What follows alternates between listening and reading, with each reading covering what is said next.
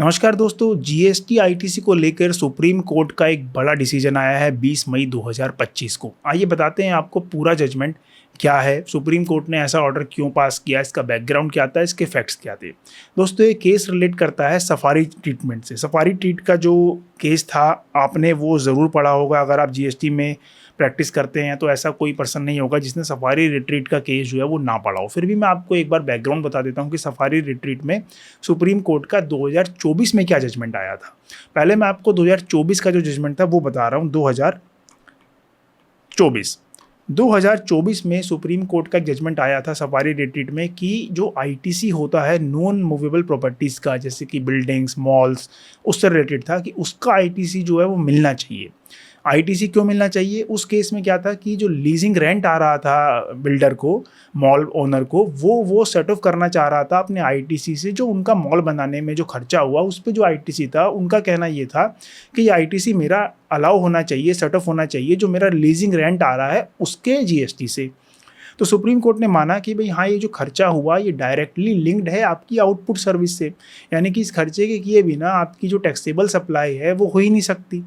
तो यहाँ पे सुप्रीम कोर्ट ने फंक्शनैलिटी टेस्ट जो है वो बताया कि अगर ये फंक्शनैलिटी टेस्ट में आईटीसी आपका एलिजिबल हो रहा है, क्योंकि जो आईटीसी था वो डायरेक्टली लिंक था आउटपुट से, तो यहाँ पे चाहे वो नॉन मूवेबल प्रॉपर्टी भी हो तो भी आपको आईटीसी मिलेगा। ये सुप्रीम कोर्ट का जजमेंट था। पूरा जजमेंट हमारे पोर्टल पे अवेलेबल है, वहाँ जाके आप पढ़ सकते हैं। उस पर हमने एक ब्रीफिंग जो आर्टिकल है वो भी लिखा हुआ है पास्ट में। अब क्या चेंज हुआ 2024 में जब ये जजमेंट आया, तो क्योंकि इसमें स्टेक बड़ा था तो फाइनेंस मिनिस्ट्री ने इस जजमेंट को ओवररूल करने के लिए रेट्रोस्पेक्टिव अमेंडमेंट जो है वो बजट में पास कर दी। रेट्रोस्पेक्टिव अमेंडमेंट क्या थी कि जो सेक्शन 17(5) में प्लांट और मशीनरी लिखा हुआ है वहाँ पे और वर्ड को चेंज करके प्लांट एंड मशीनरी कर दिया गया। तो उस अमेंडमेंट के बाद सबको यही लगा कि भाई अब जो है ये जजमेंट ओवररूल हो जाएगी, क्योंकि जिस सेक्शन के बेस पे जजमेंट आया था जब वो सेक्शन ही अमेंड हो गया, वो भी रेट्रोस्पेक्टिव फ्रॉम 2017, तो ये जजमेंट भी ओवररूल हो जाएगी ऐसा हम सबको लग रहा था। लेकिन जब डिपार्टमेंट ने रिव्यू पिटीशन फाइल करी 2025 में, अब हम बात कर रहे हैं 2025 की, यानी जब डिपार्टमेंट ने अमेंडमेंट के बाद रिव्यू पिटीशन फाइल करी सुप्रीम कोर्ट में इसी केस में सफारी रिट्रीट में, ये कहते हुए कि भाई अब जो है लॉ अमेंड हो गया तो आपने जो अपनी जजमेंट पास करी थी उस पर काइंडली आप रिव्यू करके एक फ्रेश जजमेंट पास कर दीजिए, क्योंकि डिपार्टमेंट को उम्मीद थी कि भाई जजमेंट जो है सुप्रीम कोर्ट रिवर्स कर देंगे। बट ऐसा नहीं हुआ दोस्तों। ये है हाईलाइट इस केस की, जो अभी 20 मई 2025 को ऑर्डर आया है सुप्रीम कोर्ट का। बहुत इंपॉर्टेंट ऑर्डर है। ऑर्डर छोटा सा है लेकिन इसके मायने बहुत बड़े हैं। ऑर्डर तो एक पेज का है, ये आप अगर पढ़ेंगे डाउनलोड करके, लेकिन इसके जो मीनिंग निकल के आ रहे हैं, इसकी जो इंटरप्रिटेशन निकल के आ रही है, इस पे जो आने वाले टाइम पे बहस होने वाली है वो बहुत बड़ी होने वाली है। आपको बताता हूँ अब क्या ऑर्डर किया सुप्रीम कोर्ट ने।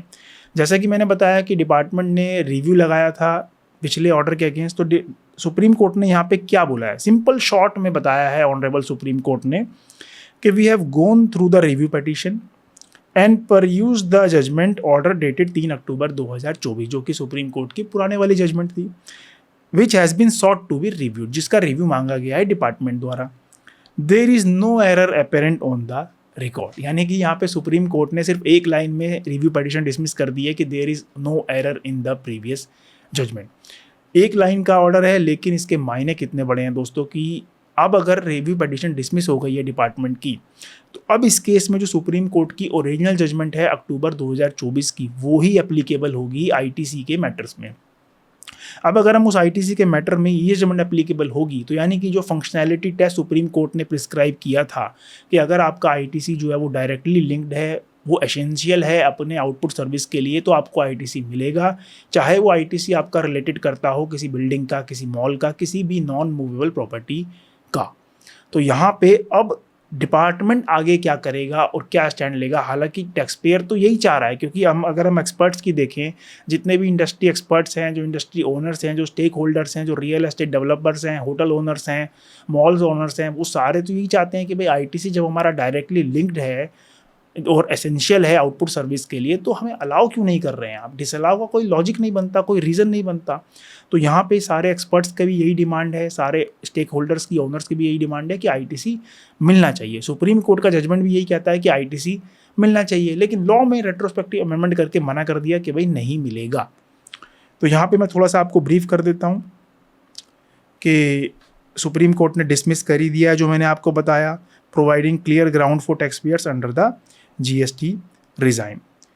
फंक्शनैलिटी टेस्ट की जो मैं बात कर रहा था, earlier the Supreme Court had held that the functionality test and essentiality test, यानी कि फंक्शनैलिटी टेस्ट और एसेंशियल टेस्ट जो है must be applied to determine the eligibility of ITC की, यानी कि किसी का ITC सिर्फ ऐसे ही डिसअलाउ नहीं कर देना चाहिए कि भाई सिर्फ नॉन मूवेबल प्रॉपर्टी है तो डिसअलाउ कर दो, नहीं। This means that if a constructed asset is functionally necessary, यानी कि जो मॉल आपका बनाया, जो आप होटल बना रहे हैं, जो आप कोई भी रियल एस्टेट की बिल्डिंग बना रहे हैं, अगर वो आपकी नेसेसरी है और एसेंशियल है आपकी आउटपुट सर्विस के लिए for making taxable supply such as leasing commercial property, ITC should not be denied solely because the asset is non movable, कि नॉन मूवेबल है तो इसलिए डिसअलाउ नहीं होना चाहिए। तो यहाँ पे अलग अलग इंडस्ट्री एक्सपर्ट्स ने अपना अपना ओपिनियन दिया है, वो सब हमने यहाँ पे आपको लिख के दे रखा है। इसमें अब इम्पैक्ट क्या होगा दोस्तों, इम्पैक्ट पे हम चलते हैं। आप सारा डिटेल में आर्टिकल पढ़ सकते हैं, हमने पूरा आर्टिकल यहाँ पे पब्लिश कर दिया है।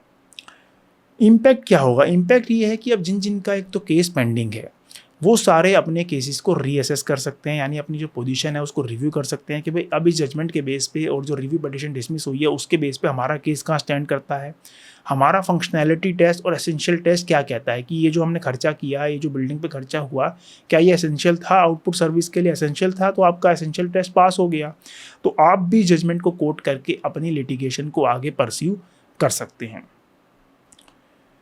रिव्यू एग्जिस्टिंग ट्रांजैक्शंस, यानी कि आपकी जो एग्जिस्टिंग ट्रांजैक्शन है उसको आप रिव्यू करिए, फंक्शनैलिटी और एसेंशियली टेस्ट को अप्लाई करिए और देखिए कि आपका ITC अलाउ हो रहा है या नहीं हो रहा है। डॉक्यूमेंट करिए, यानी कि जो भी आपका खर्चा हो रहा है, जो यूज़ हो रहा है उसको आप डॉक्यूमेंट करिए ताकि लिटिगेशन में आप उस डॉक्यूमेंटेशन का सहारा ले सकें।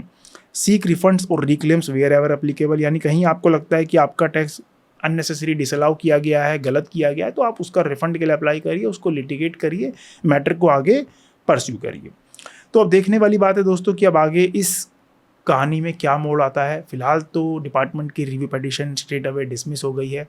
जैसा भी इस केस में अपडेट आएगा हम आपको अपडेट बताते रहेंगे। आपका क्या ओपिनियन है एज एन टैक्स एक्सपर्ट, आप क्या इस केस में चाहते हैं कि आगे डिसीजन हो, क्योंकि ये केस सिर्फ अब इस केस के लिए नहीं है, ये पूरे इंडिया का सवाल हो गया है, क्योंकि जो भी जजमेंट इस केस में आएगा वो पूरे इंडिया को इम्पैक्ट करेगा। तो आपका क्या ओपिनियन है हमें नीचे कमेंट बॉक्स में कमेंट करके बताइएगा। और पूरा जजमेंट जो है वो हमने अपने पोर्टल पे अपलोड कर दिया है। ये हमने एक पेज आपको यहाँ पे शो कर रखा है कि ये वाला मेन क्रक्स होता है, ये ऑर्डर है। ऑर्डर छोटा सा है बट इसके मायने बहुत बड़े हैं। पूरा जजमेंट आप हमारे पोर्टल से, यहाँ पे हमने बॉटम पे लिंक दिया हुआ है, आप बॉटम पे आएंगे तो बॉटम पे आपको ये लिंक मिल जाएगा, यहाँ से आप डाउनलोड करके पढ़ सकते हैं। अगर आपका कोई क्वेश्चन है, कोई डाउट है तो आप हमें नीचे कमेंट करिएगा, हम उसका जवाब देने की पूरी कोशिश करेंगे। धन्यवाद।